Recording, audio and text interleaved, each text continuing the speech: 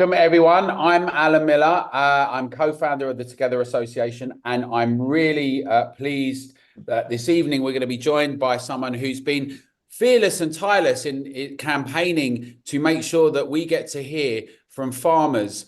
And we would have seen, many of you would have seen in the last period what's been going on, but you would have seen tractors come to London. You would have seen them more recently in Dover. Because what we have seen is Matt Cullen, along with several others, in fact, 150 at last count in Dover, has mobilized farmers to actually challenge some of the impositions we've seen happen since the recent budget. So brilliant to have you with us today, Matt. Thanks for joining us. Not a problem, Alan. Great. So just take us through, if you would, just give us a bit of an understanding about how this came about with you and fairness in farming. Talk a bit about your background in farming, if you would, so we understand how, a bit about you. So a bit about me. So I'm the fourth generation of farming family here. So we predominantly were a mixed livestock farm for many years until my grandfather passed away, unfortunately. And then we've changed over the years in various bits. Animals we've got rid of and we've got more of. I had a little break from the farm for 5 years, 2010, just to change, but came back on the farm. And that's how it's continued. We're now a beef suckler herd. So we run English Longhorn pedigree herd and white park cattle. So that's what we do. We have a very small contracting side business to help support the farm because we are very small in what we do. And then I work for various farmers around this area in East Kent. So that's a bit of background about me and what I do. How this all came about. Well, I'm not the co-founder of Fairness for Farmers. That is two brothers called Jeff and Andrew Gibson. They were the co-founders and starters of Fairness for Farmers. And that was brought about by farmers talking one evening that action needed to be taken about the poor trade deals and cheap imports that were coming into this country and undermining British farmers that could not compete with what they were doing.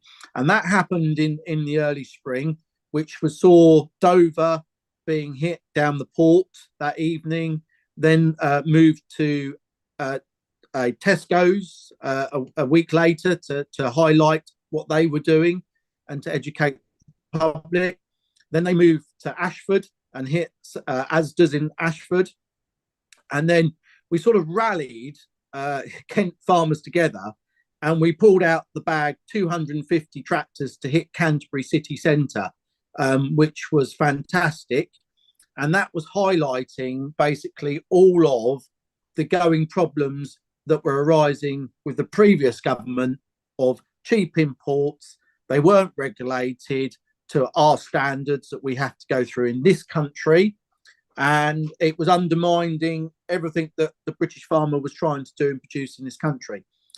Fast forward on, obviously summer gets busy, so we're still talking of various bits that were going to happen. We're all busy farmers through the summer, as everyone knows, it's our busiest period. Come to change of government, and when we also went to London, which was in the latter part of the spring, we knew there was going to be called an election. And then obviously it happened. And then the new government have come in with terrible policies reflecting on everyone's business, and especially if you are an employer, and also was hit with the inheritance tax for farmers, which we have been exempt for reasons why for many, many years from the war era, to help pass down the farms to the next generation, that there was no massive curve that was going to affect and cost to the next generation. And that was also part of the reason why a lot of the food is kept at a reasonable, stable price, because there wasn't a cost to the next farmer that was going to inherit from their father or their grandfather the farm. There was not a big tax burden. We were exempt, and that just helped the blow in the cost of production. This government have come in and are now going to give us a 20% tax on that. What I think most public struggle to understand that most family farms, the workers, whether they're employees or themselves, family members like myself working on our own farm, we're taking below minimum wage. So we've been in poverty for a wage, a living wage off of what we do. So that's been a big struggle. The reason why we've taken that is because there is so small margins, and this is a crucial fact. What we produce and grow as a farmer, we're not a price setter, we're a price taker. So we're determined by supermarkets, wholesalers, big buyers. They determine what we are going to accept for what we produce. And part of that was farmers had a single farm payment also in conjunction, so that the farmers were softened the blow for taking all of the hit. Because as you all well know, supermarkets love to play one another off each other. They want to get the most customers through the doors for the cheapest possible produce. And if we are anything over, they will import it from abroad a lot cheaper. So there was a real cocktail of things that have gone on over the period of years.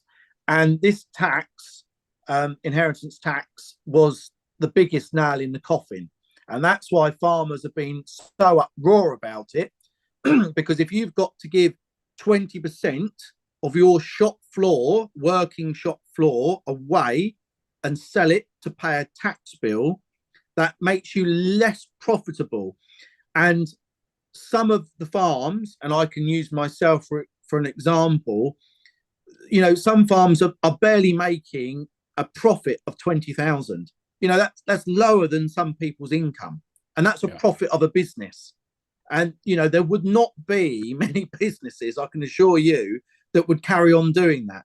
We do it because it's what we've been inherited. It's what we love doing. We're caretakers of the countryside.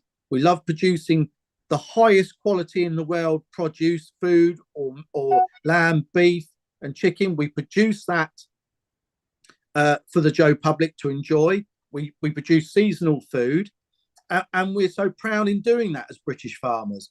But when you have 20%, you've now got to give them away because you can't afford to pay the tax bill. Yes, we can pay it over 10 years. But even over those 10 years, farmers still can't afford to pay that tax bill. And what that will mean is these family farms will just go out of business. And that is it. They will go out of business and seize up. And what the government were trying to do, they want to tax the big corporations, the big banks, the big investors that are buying up farmland and farms that aren't farming it themselves, but they're using it to dodge the inheritance tax system and play on it. Well, the bar was set so low. And you always hear public will say, oh, but farmers are rich. You've got all this land and you've got that. Yes, asset wise, we've got a lot of assets that equate to a lot of money. But actual running costs and money in the bank, no, most farms are making a loss year on, year off. I've had years quite regularly recently making a loss in the road. You wouldn't find many businesses do it, but you do it with a hope that we'll pass it to the next generation and they'll take it on and things will get better, which they're not. So yes, we could sell up and sell the farm and pay it all off, and we could cash it in. But that's not what farmers want to do, because at the moment we produce 55% of the food in Britain. What we would never want to see, and I think is a very dangerous point to get to, and this is where the public need to understand, if you become 100% importers and the farms go, that means you're liable and at gunpoint for other countries, whether they want to supply food or they don't. And with the way that the world is and how volatile it is, that is something I would never want to see us become in, because it doesn't matter what countries promise you what. If there is something that happens, they will always look after their own people first before other people. And that's the serious of it all. It is quite serious that these farmers are not going to come back. When these small family farms are gone, they are gone. And that's what's going to happen. And it will devalue land and allow the big corporations to carry on buying them up and carry on. The government are not hitting what they want to hit. So, I mean, you've done a very good explanation of the backdrop and the situation. Just obviously, for some people, what we've seen is that there's been kind of propaganda. Effectively, it looks like 500 farms only will be affected. I'm not sure where the Treasury's got its numbers from, and DEFRA's got different ones. But it's certainly the case that many people are nervous about food security, as you've said, and also about our way of life, like you've explained, like grandfathers, great-grandfathers, farmers, the backdrop. How would you respond? Some people say, well, look, everyone's got to pay tax. We've got all these issues to deal with. Also, you could, how would you respond to the idea that some people are going to make that case against you? Look, everyone's got to pay the BPR, small businesses, everyone. We've got all these things that need to get paid for. What's your take on that? So I can address this on two things. So the Treasury figures are completely wrong, and they've done very little homework on that. And they're relying on their own civil services that are supposed to be experts in agriculture, but never set a foot on a farm. DEFRA, their own department figures, do not agree with the Treasury's figures. DEFRA more lines with the NFU's National Farmers Union figures, which is more 70% of family farms are going to be affected than the 20% the Treasury say. So there you go for an example, two government bodies that are under the same roof that don't agree. DEFRA don't agree with the Treasury, but the Treasury think their figures are right. So that for starters. On the tax, we all pay tax. I pay tax. Every farmer pays tax. We all pay in what we have to pay. We all do that. No one's skimping away from that.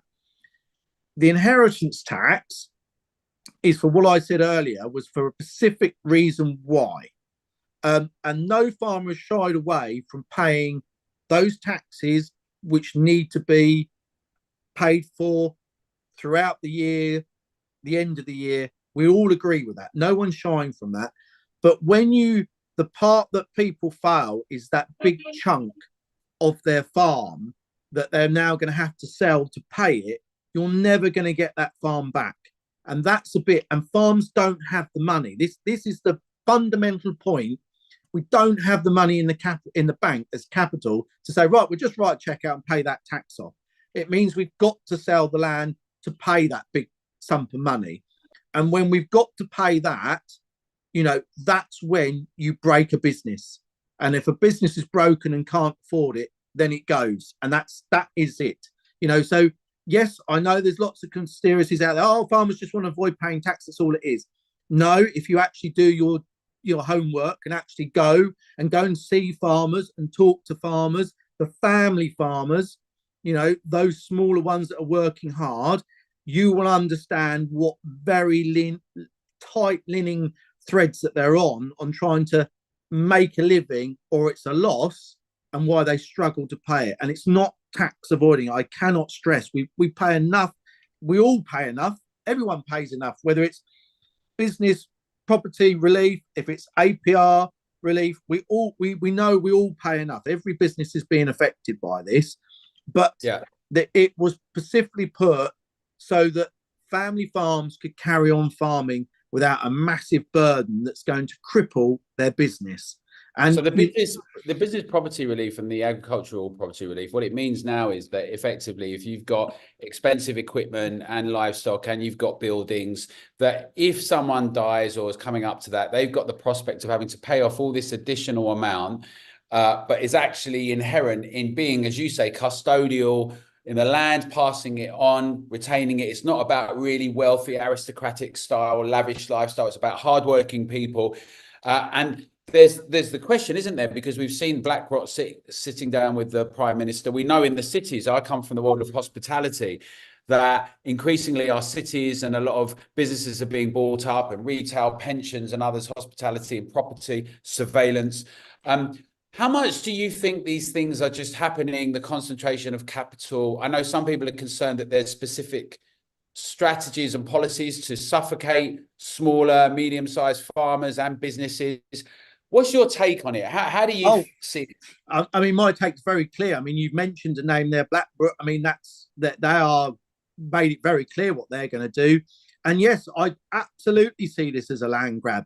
I see this a land grab, and this is my opinion, a land grab across the country. It's very clear what to do. You know, if they'd set the bar a lot higher, that say we were at the 12 million, 13 million, you'd be going after the big ones, which they want to do. Instead, what Miss Reeves has done is just put a thunderbus right through the whole lot, the family farming community, and attacking. And this whole bit, and it really gets me cross when they say, oh, well, it's 3 million and you can offset it with a spouse and then you can do that. You don't need to take a lot to get to 3 million. You know, at ground at the moment, you only need 100 acres. There's £1 million.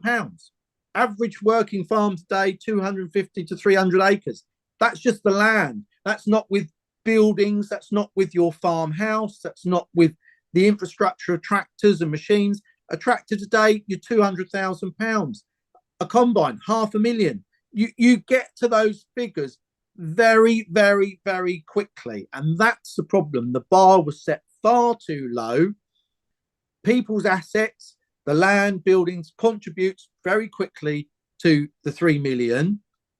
Yes, you can offset it and you can pass it down when there's time to offset it, but it's all got to happen in the right sequence. And that's what the government failed to explain. When you look at the hidden closed articles of how it all's got to plan out, you can't guarantee that it's going to plan out that way. And that's the biggest problem. But yes, I totally see it and agree. It is a land grab. You've got Ed Miliband banging on how much he wants to see solar panels and windmills put all over the countryside for this clean energy that's got to come. You know, well, where's your food going to come from? You know, you haven't got to be a genius to work out if farms go, big corporations buy them, they will offset for carbon credits because that looks good for the government and it looks good for their big business. There will be more solar panels everywhere and wind turbines. And what I will remind people is that it's the farmers that look after the countryside. If we all packed up, that countryside would not look like it does. We manage it to the best of our abilities to make it looking like it does. And that would all go. Farmers wouldn't do that if they got paid. They wouldn't be interested in it because that's not what we're about. So, yes, I do absolutely agree. It is aimed at big corporations like Blackbrook to take over, wipe out the small ones, big corporations. And you can see this at other places, lots of places over in America. You can see this all happening. Very other businesses, as you just said, Alan, that are happening. It's coming. And, you know, farmers are in raw that we don't want that to happen over here. So a lot of the public really, I think this is the other miscalculation. The government just thought, oh, it's a few wealthy people, they don't vote for us anyway, and no one in the city will care. And what a huge mistake. I mean, obviously, whoever's briefing them, this shows the gulf, the chasm between how they all think about the public and the people and what the reality is, because we know that millions of the public love our farmers, and we're together. I mean, obviously, we represent a lot of people from small businesses and citizens and campaign groups, and we will be working to make sure that MPs hear from us. We're telling them we support you and our farmers. Because it's partly the way of life. It's partly what you say about food security and the food we've got. We've just seen in the States, haven't we, the whole discussion about making America healthy again and what that means for food. Tell us a bit about, so you've done a number of rallies with tractors, you've had protests, but this now, so I came down to see you, we shot a bit, and I was really impressed with the people I met there, like Rob the dairy farmer, obviously the people you introduced me to, how you've organized, because you guys are very professional, can do, efficient, you get things done, you kind of determined. It looked amazing. Now, how did that go in your mind? And also tell us about what the goals and the hopes are for Wednesday in London, please. So doing things like what we're doing, we have to have a bit of decorum in how we do it, and we have to be organised, and it has to be structural in what we're doing, and it has to look right. And what the key point that I will make to us and those that are watching now, we need public support and the public with us all the way, and that's why we're very keen on building that support, and the public are getting more and more behind us, and that's why the way the events have gone, they've been very structured in what we're doing, ratcheting the pressure up. And that was how the other Wednesday, yeah, it was last Wednesday when we was down Dover. It was a firing shot to the government to say, look, you are going to listen. Things are going to happen. We had back in the 19th, the previous month, we were all there in London. You saw the pictures. Over 45,000 farmers there on foot. I think you were there yourself, talking to various farmers.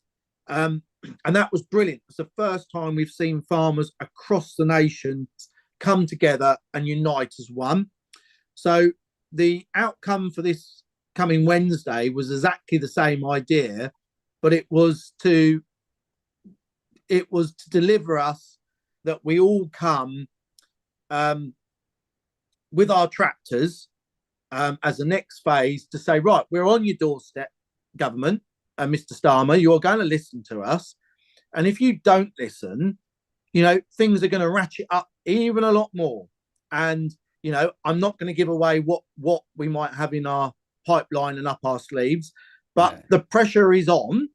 And we have pleaded several times for that government to come and talk with us, not just NFU, with other farmers around the table to sort this out, which they're determined not to. They're going to dig their heels in. Well, that's fine, but it's going to get a lot more worse if they don't.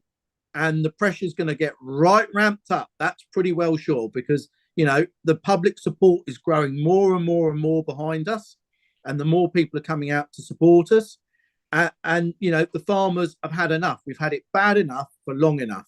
And we're not going to carry on putting up with this anymore. And now it's time for farmers to fight back, which we're doing. So we are speaking with Clive Bailey tomorrow, doing a broadcast there with him. But he is one of the organisers, as you say, from the 19th. We were all really impressed. I think the nation saw how many people came out, what that meant, and it's impossible to ignore. And I know some of them would like to bury their heads in the government and everything, but if they were smart, if I was briefing them, I'd say, listen, come out, say we've listened, we were engaged in a conversation. You could possibly still remedy this, right? And actually, that shows that you have some authority, that you are strong, rather than doubling down. But it doesn't look like they're going to do that. So tell us, because obviously we've seen a lot of things in Europe. We've seen things like the Netherlands with the BBB and political stuff. How many tracks? Just talk about some practical things we can expect on Wednesday, because we saw loads in Dover. How many tractors? What are the times? That kind of thing. So we're all arriving at Whitehall at 10 o'clock, so 10 till 12. And then from 12 o'clock, all the tractors should be parked in Whitehall, and we'll be filling that from Parliament Square down to Trafalgar. And then we're going to have some speeches that will roll on for about half an hour, no longer.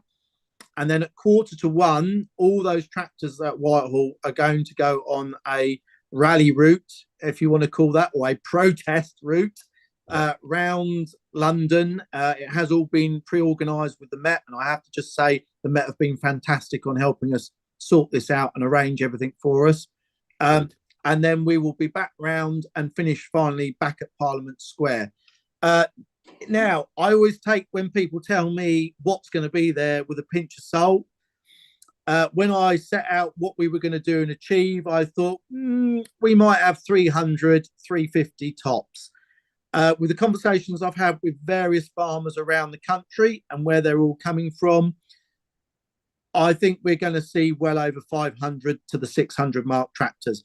I cannot stress enough, I take that with a pinch of salt in the air, because, they're all manner of things on the day, monopolies. As farmers, things crop up with livestock farmers that we have to adhere to and sort out. So some might drop out that can't make it on the day, but that as a whole is what's been talked about. So it'll be really great if those numbers did turn up. It will be scenes that London have never seen before. You have never seen this amount of tractors go to London. And it will be one hell of a turnout, then parked on his lawn saying, "We are here." So, I mean, that visual of having all those tractors is very powerful and it's very strong. But as you say, this is not just theatre, right? You know, you guys are facing an existential question, right? Can you continue with the legacy, your livelihoods, the whole historic role you've played, even when you're not making particularly much money? That bit with Jeremy Clarkson where he makes £150 at the end of the year, you know, but I think that's for a lot of city dwellers. A lot of people have watched that series and gone, wow, we all knew it was difficult work. It was like the weather, cold, lots of hours, but just seeing how tough it is financially and what that means. So what does that mean for you, Matt? I mean, obviously you've got a big support network across Kent and elsewhere. There are farmers across the country now doing things more and more. In a while, we'll be speaking with Justin Rogers as well, the effing farmer. I know there's like lots of initiatives where people are sort of saying enough is enough, right? We're not just, you know, and that seems to be, there's a terrifying moment of the existential moment, but there's also an exciting bit where people are pushing back. How do you see that? Where do you see this going if people ignore you this time round? I mean, I know where, and I have to be very careful in what I say because I can't let too much out the bag of what's going to happen next if they don't listen. They would be very, very foolish, the government, not to come and talk to us after Wednesday. That would be a very foolish move for them to do. I would plead with them to come and have conversations and talk with us. Otherwise, I say the pressure is going up and the ante will go up. You know, farmers are at breaking point now. And, you know, as you talk to some farmers, you know, they've got nothing else to you know, give, nothing else to lose. So, you know, they've got all the fight to get something sorted. And what I just want to touch on is that the suicide rate is the highest in agriculture at the moment, the highest than any other industry in the world. And that is the mental health that farmers have to suffer with the conditions that we're working and the low prices that we've been paid for what we're producing and loneliness and the stress. So, you know, that's a massive toll on farmers at the moment. And that's why the statistics show that suicide rates are the highest ever in agriculture and than any other business around the world. And, you know, and that should be itself alarming that the government should pay attention to. But I fear that they won't. And I think the government will very, very much regret if they think they're going to take the farmers on head on and not come and talk to us. Because, you know, one thing farmers will do, they're determined to get on and get the job done. Yeah. Come not shine what weather there is, they will get the job done. And they are not going to back down to some politicians in London. And that is for sure. And at the moment, they might think that they hold all the cards, but I can assure you they don't hold all the cards. We hold all the cards. Well, that's very exciting. And I would say that we're certainly supporting you, and we have hundreds of thousands of signatures. We've got members and we're lobbying with lots of MPs and with the press and others. So I'd like to get any message you've got to the public and a broader business, because obviously all those businesses that have BPR as well, they're all small, all the small and medium-sized businesses, family businesses, they're all going to be in the same boat. But it strikes me, Matt, that we could do with more people like you in British politics, right? People that are strong, resilient, robust, say it as it is, get things done. I mean, it's almost impossible to get anything done in Britain right now. And we could have a whole new set of farmers that take a sort of more public role. I know you're all really busy and you never get any time to do anything else, but I do think there's a sense of a fresh injection of just saying it as it is, which is a bit why people, I think, like Clarkson as well, right? Because he might not always be polished, but he says it as people like to hear. We've just seen it in America. They don't want to be flannelled and spun. What do you think about that? Yeah, I mean, my grandmother always said that I should go into politics. And I said, no, I haven't got time for it. But she was adamant, bless her, that I should do. And perhaps I should take her up on it and say, yeah, I am going to. But that's not on the cards. I think the British people are actually now starting to see the daylight, and they want the black and white how it is. They don't want any of this, I won't say those words, but the B and the S and covered up. They don't want to hear that anymore and excuses. And I think now farmers are coming out more vocally. I'm just one small person. I'm no big farmer, but there are lots of others on the platform that are coming out and talking a lot more. And I think social media also is playing a big part in that they're starting to see and understand the true value and the accuracy of what goes on. They're not being fooled. They're not having the cotton wool pulled over their eyes. And yes, I agree with you just a minute ago when you're talking about small businesses. All these businesses, I mean, you only have to talk to people in hospitality, and they're in uproar about what's affecting them. Absolute uproar. And you talk to what's happened to the pensioners as well. It's just a crash waiting to happen. And we're all affected. What I would say is that we've all got to come together, and we've all got to support each other. And that's the key point about this. If we all stand up united, we can get change done. We're coming quite strongly for a certain reason.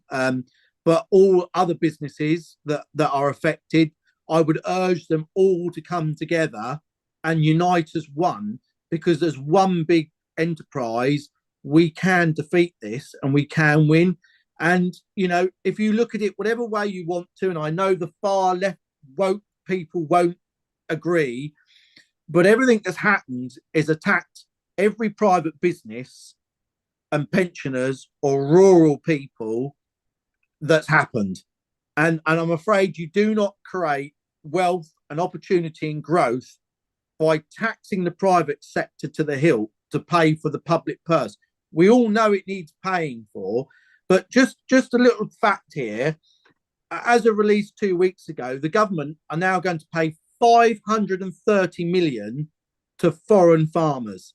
So I mean, when you talk about them wasting money and why we're uproar, when you think that money is being spent across which they deemed value for food security, and they deem it more valuable than their own British farmers in this country, that just shows you what sort of government we've got. Yes, we do have to import some food because we don't produce it in this country, and we haven't got the climate. We get that. But when they're expending that much money across the water, it beggars belief. So, yes, there are lots of ways that they could have done things not to affect these people, whether it's small business people, because as you just said, Anna, lots of small businesses are completely affected by this. This isn't just farmers, it's lots of various businesses are affected. And, and pensioners are been as well as have been affected. They were the first ones to be attacked. So, all I would say is that we've all got collectively to come together and fight as one and get this sorted, because it's not fair. And, and it doesn't create growth. If you're going to tell me that there's going to be business opportunities and it's going to create growth when you're going to be taxed to the hilt, or you've now got to pay more in employers' national insurance, you don't look at growing, because you think, well, I can't afford it. I won't take anyone else on. I'll keep the business small. I won't grow it. And that's the problem. Well, it was apparent with the government when they didn't realise that putting the NI up meant that national insurance payments meant that in care homes that would have consequences. You can see that what they used to call joined up thinking or joined up policy, which always was a bit spurious, but at least there was an attempt to do that. This seems like it's knee jerk. It seems like it's punishing to people that they don't think there's their demographic. It's clear that they've not thought through the implications and the ramifications. And your message is resonating, right? The idea of everyone coming together and being supportive. There's also been controversy about other things recently, announcements about some things that are happening with food. I mean, I think that this general concern, like, can we support local farmers? Can we have food that's like, we know what's in it and where it is and what it means and part of the cycle? Also, you've mentioned retailers and the big change. Is there a way of kind of why prices keep going up, cost of living crisis, but farmers don't seem to be making any more money, and the public, we all have to pay more money. all of these go to the heart of things that are very, very important to people in Britain. And just calling people names, which we've seen some in government and media do, like saying that you're this thing, or you're, rather than addressing the actual issue, Yeah. it's not going to fly with the public anymore. But have you got any last thoughts on any of those points, like the controversies around food and stuff like that? Any thoughts on that? I mean, what I would say to the Joe public watching is, regardless of me being a farmer or not, I would rather know 100% where my food was grown from and came from, and hopefully local or in the UK, to the highest welfare standards in the world that we hold, than I would that something was produced across the water that I had no idea what went in, what it was injected with, and the regulations are far, far less across every water than they are over in this country. And if that was me, I would want to know exactly what goes in. So that would be my biggest concern of why I should be supporting local produce and farmers across the UK. On the supermarket front, I will say their profits have been coming from you, the consumer, because what they've been doing on, and this is not just this government, they've done it with previous governments as well, is they love to give the woe story and have all those lovely deals that you want for. What they're doing is just basically hammering anyone that provides that supermarket, put what spin and pay what they want. And that's why if you go and look at all these supermarkets' accounts and you look back at their period over the last 8 years of their accounts, they're making mega profits. And all those big profits are being paid to all their shareholders and all the big top bosses of management. Why? Because basically everything they're buying in, they push the price down and down and down and down. And we now sit in a situation, if we don't sell for that low price, they will go and import it. And that's where we've got to a situation where they govern. And I would love it for a situation we come out of where we actually govern the supermarket. We actually tell them what should be. And I know there'll be people be worried, oh, but the food's going up.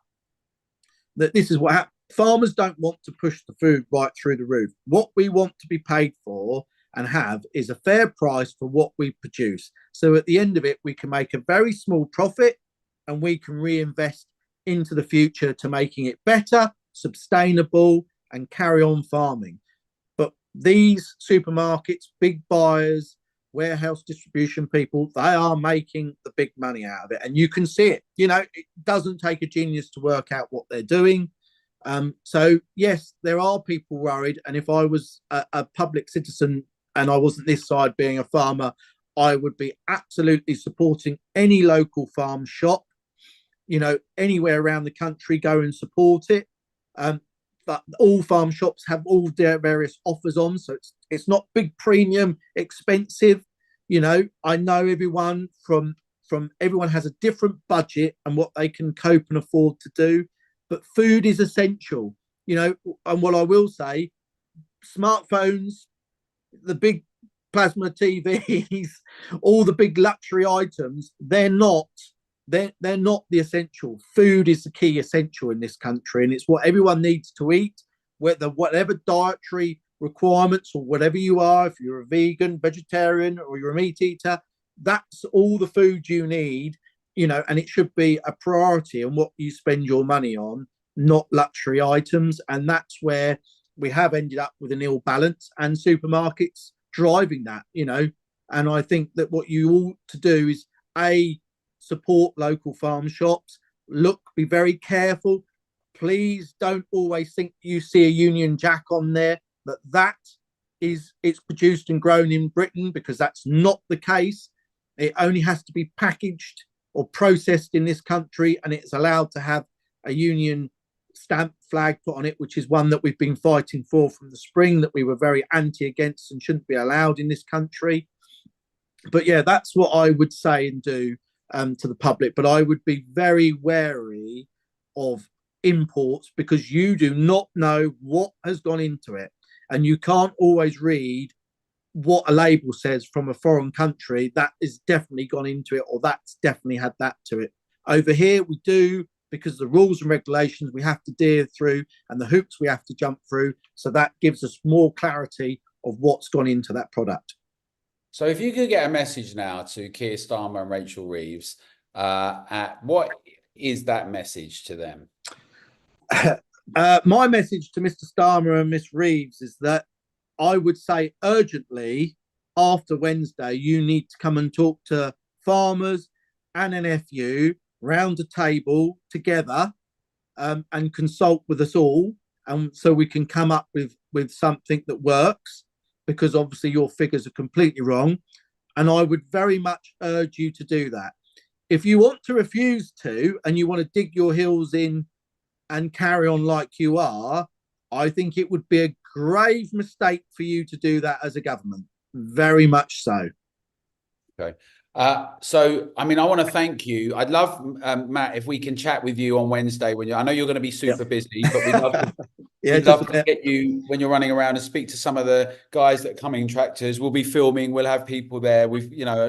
I'm not sure as well how many people are coming down, but certainly people around the world have got their eyes on this, and we're talking to people all over the place about it. And there's a sense in which this needs to change, and it's really fantastic that you've taken a lead and you're corralling people from across Kent and you're working with people around the country. One other thing, we're hearing that there are people not just coming to London, but they might be doing things across the UK, like a day of type action. Is that right? I mean, do you know anything of what's happening? So I know Wales are going to go to Cardiff, and they're doing that on the same day. I've heard of various different things that are going on. Some farmers are going to their local markets. That's nothing we've organised. That's them doing it. But I understand, because it's a long track to come, and commitments of getting away, and that has a struggle with our industry. It's finding staff to cover. You can get away and come and support it. But yes, I've heard of many things. I don't think it's going to detract away from what London is, because that's the focus and that's what we're doing, and we're getting all the tractors there. But I have heard, but they're not organised. Bar what's happening in Wales, that's the only one that I know of that are in our organisation group. I haven't heard of all the individual ones going, but I've off the grapevine I have, but I've not been involved in organising any of them. Well, it sounds very exciting. I think it's great that people are taking the initiative. Let's have lots of new leaders come through. Well, we've worked with people who campaigned in local, regionally, and nationally around issues like low traffic neighborhoods, their communities, driving cars. It's been really inspiring working with people who've taken a lead, and you guys showing real initiative and strength here. We need some more of that in Britain. So we're going to be pleased to be there to film it on Wednesday. See you. And will you come back again afterwards and talk to us about it all? And where the next steps are, because it will remain to be seen, and everyone's going to be very interested to see where things go. So if you're up for that, we'd love to have you back. Yeah, of course, can. Happy to come back and talk about it. Brilliant. Well, thank you very much, Matthew, for doing this with us. Good luck on Wednesday. Do come down if you can make it. Kicks off at 10, but certainly for the speeches at 12 at Whitehall, just near Downing Street, 10 and 11. And where the last event was on the 19th, all across there. It's going to be a spectacle. The whole world's press will be looking at it. And thank you so much, Matt. Now we're going to be joined by someone who spent a lot of time, not just being in his tractor and doing stuff on the farm, but also connecting with people up and down the country, with lots of different counties, talking to them about what's happening, their experience, and about what's happening with the big picture. It's very interesting and very exciting. And, I did an interview with Justin.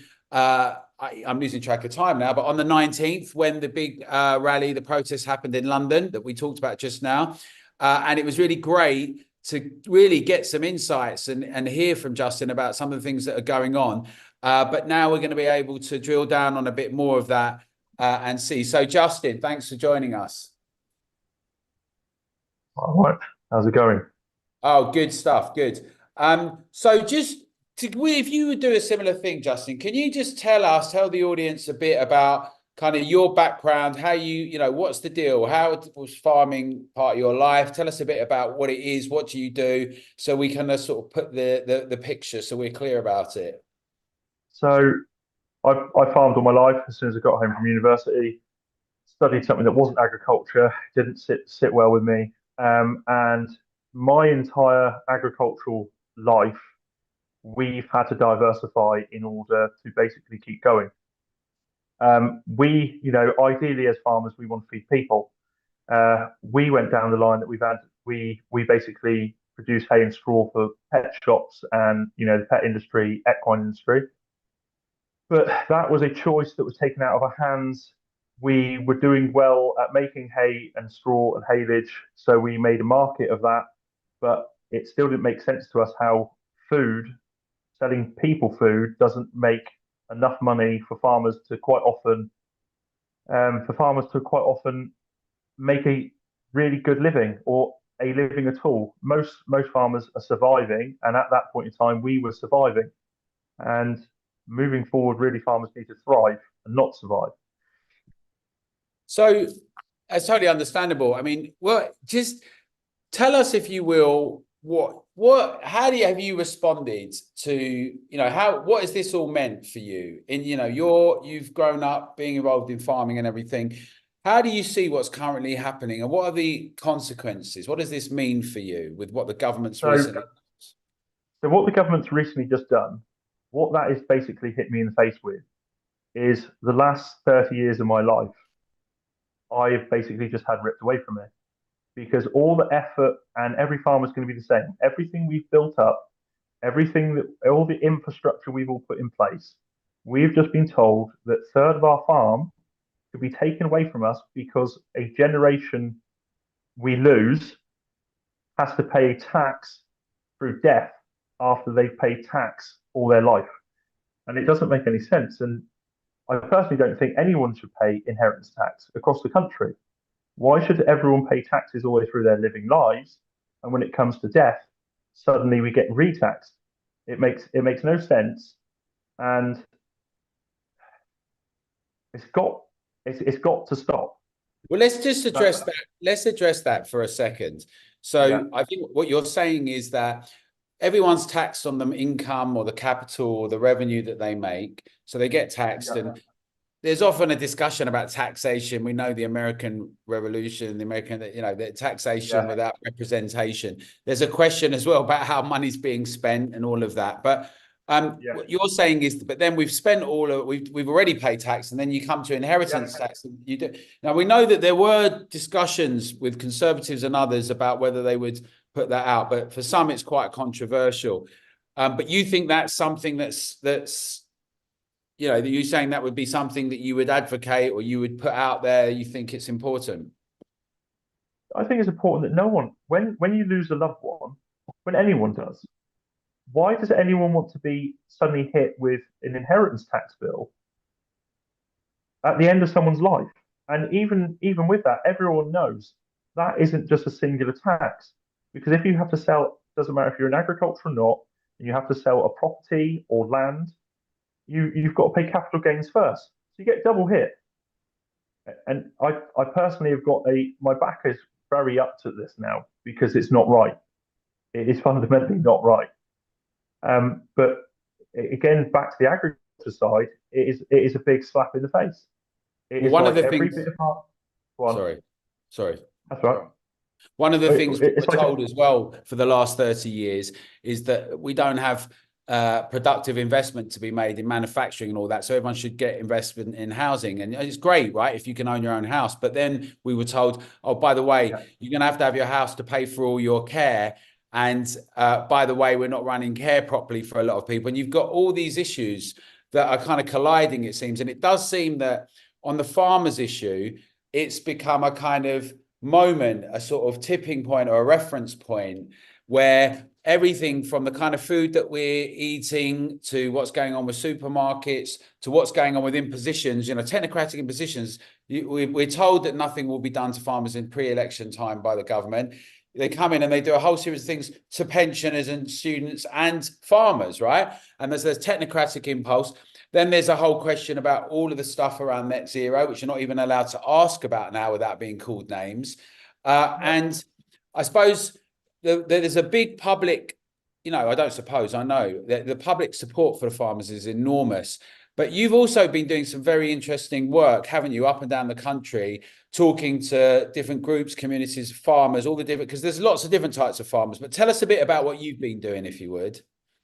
So I, with a team, have been basically networking like crazy. We've built a site. In that site, it's completely private. There is a complete agricultural network, a network of every county in the country. And it's basically in short term, without releasing too much information, of farmers getting organised. And that is the one thing farmers haven't been in a very long time. But fortunately, there is one positive out of the turmoil that the Labour government have done, is they've just united the entire farming community because we're all actually on the same page. And whether that's a good thing or a bad thing, we're all talking to each other. Now, normally, we don't agree with anything. One farming neighbour to another farming neighbour quite often does not agree about anything. And we all agree. It doesn't matter if we're in Scotland, whether we're in Cornwall, Wales, Ireland, Somerset, anywhere. We all agree. And that, well, we're going to see what happens in the future, but we're organising. Well, that sounds really exciting. And one of our own experiences, we had a similar thing when we look back at things like lockdowns and impositions. And even if you see what's just happened in America, there are people that have come from different political traditions or not political at all, from the left, center, and the right, and people that are independent, that around certain principles or issues have all come together. And I think what you're saying, it sounds very similar, that farmers have all, because there's different types of farmers, but you're all united on these key issues. And you've obviously created a network to talk to one another, so people aren't isolated. And we found that really useful together with having people on the ground in locally, regionally, and nationally campaigning and lobbying MPs and councillors and national government. And so that sounds remarkably exciting and interesting. And in light of what's just happened on the 19th, and we've just obviously spoken with Matt, who's doing the rally on Wednesday.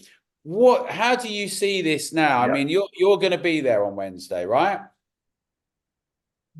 Yeah. I'm heading up. Yeah. Sorry. I'm heading up to London. What Matt Cullen and all the Kent farmers and their steering group have achieved is unbelievable. The sheer amount of tractors that are going, the sheer amount of counties that are representing themselves, heading towards London, absolutely fantastic. There's also the guys going to Cardiff. I'm aware that there's guys going to is it Edinburgh or Glasgow? I can't remember which city they're going to. I think it's Edinburgh and Belfast. And like, for that show is awesome, but that's not the end. The end here is being a complete U-turn of things. So there's obviously plans moving forward. So, but what they've achieved is fantastic. And the sheer will and show of the agricultural community wanting to represent is staggering at this point. But everyone is still angry, and they are all still out to get that big job done, which is remove inheritance tax. So we've seen in the Netherlands in particular, we see right across Europe, we've seen farmers in Spain, in Germany, and France being very active and having an impact. And I think in Britain we all do things slightly differently, but actually in the Netherlands we've seen a new political party form out of it, the BBB. There were constant pressures put on farmers till the end. They just said, they can't continue. We're not going to have it. And it sounds like we're at the similar inflection point here in the UK. Would you agree with that?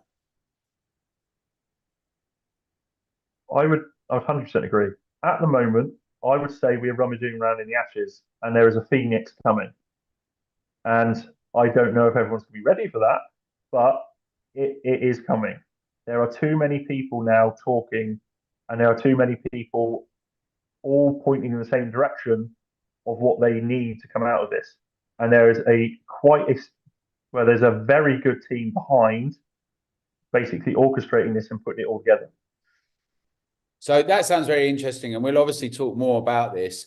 I'm conscious that obviously you're a farmer, you're busy, everyone's going to be coming along on Wednesday. So I won't keep you for too much longer, but just to say, if you could get a message to the government, what is the message, and also to the public as well? There's the two key things, right? As far as it goes to the Chancellor, the Prime Minister, what would you say to them, Justin?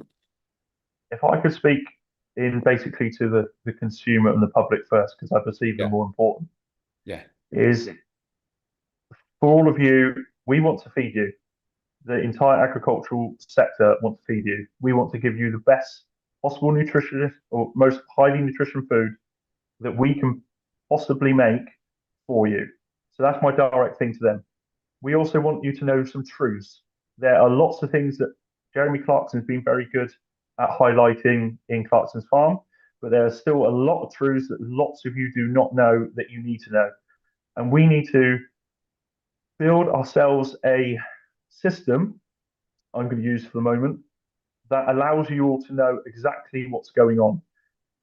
Especially, like, I'll just leave the fact that farmers at the moment are still paid the same prices as we were in 2018. And you guys are paying 3 times the price. And that's not fair. And it's not just not fair for us, but it's not fair for you. You should be paying less. We should have a bit more. And that middle banner in the middle is being greedy. To the government, it's a very simple one: stand down. Stand down. I don't have to say much more. The rest is going to do itself. But stand down. Meet us to talk. And there's no threats, nothing. I'm just going to leave it like that, quite simply. Well, that's a good place to leave it. And we are also of the mind that the public and the people are the most important thing. And we've seen a lack of that for the last 30 years. But now much more, we're seeing it and people getting their voices back and organising. And so thank you so much for coming on, Justin, and for the work you're doing. Right. I know some of it, there's a whole strategy behind what you're doing. So you've got to keep some of it in the way, but we'd love to get you back on after the rally on Wednesday. We'd love to talk to you on Wednesday at the protest, if that's okay with you. Maybe I can jump in with you for a bit and have a little chat.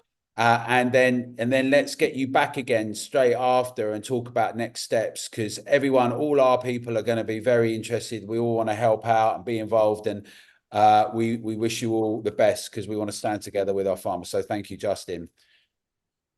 Just to say, thank you, Alan. Thank you. Just to say, everyone, that tomorrow at 6 p.m. we're going to be going out with another interview with Clive Bailey. Clive's one of the people who put on the event we've been talking about, the rally that happened on the 19th of November. And so that will be interesting. Tune in for that one. It's a very exciting but also worrying time. It's not just free speech. It's, could you go to a protest and then be accused of all sorts of things? Could you post something online and then go to prison whilst all sorts of other people are doing all sorts of things and never getting a look at? Well, we believe that the way to resolve all those things is to make sure that we're all firmly united together across sectors, across platforms, with all of our citizens making our voices heard. So please do get involved.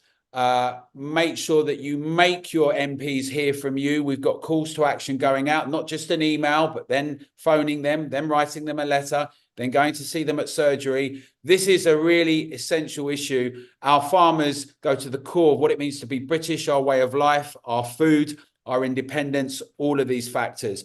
I think we've got the wind behind ourselves, everyone. I think we've got some brilliant people that are giving a lead in Britain right now with our farmers.